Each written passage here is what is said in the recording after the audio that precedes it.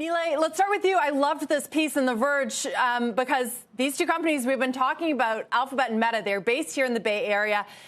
They have had this sort of culture over the last few decades that is now changing. We're seeing that happen in real time. And the article essentially talks about how the days of coddling employees are over because of these companies looking at a slowing digital ad market, having to get tough.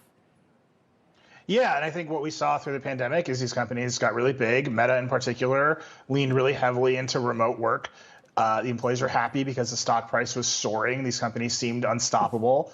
Now the stock price is dropping, and a lot of those employees are making less in total comp today than they did when they were hired because so much of their comp is tied up to stock. So you see Zuckerberg saying, we potentially overhired. Some of you should go. Like, some of you aren't ready to work here for the changes to come.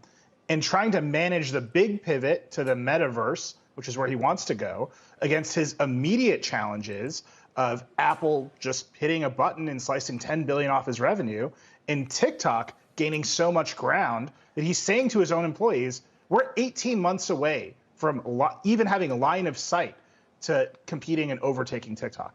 That's an enormous set of present challenges, all of which has to pay for the big pivot. And he's saying to employees, get ready.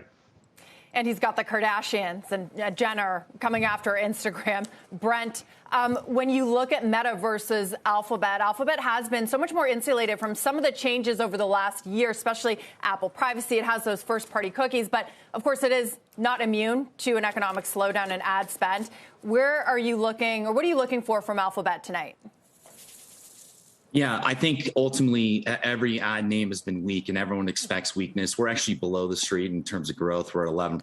The street's looking for 13. So we're looking for a street miss from Google. And I think there's headwinds for everyone in the tech industry. And you're seeing it in the job hiring, or you're seeing it when the CEO of Coke says that people aren't buying Coke on shelves. You know, our company's advertising in the face of that. We're seeing a slowdown, no doubt. So Google is relatively better positioned. The stock now is at a 10-year. The 10-year has been 12 times EBITDA. Stock's trading at now 10 times EBITDA, so 20% below its 10-year average. So a lot of the negativity that we're talking about is baked into the stock. They face a massive comp, a 62% comp, and the comps get a little bit easier, but still a 40+% comp next quarter. So it's just a tough hurdle to pass through.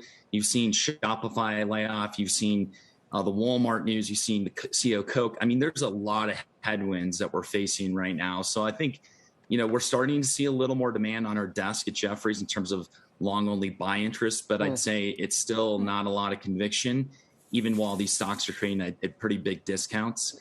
Right. So I think we got to get through this negativity.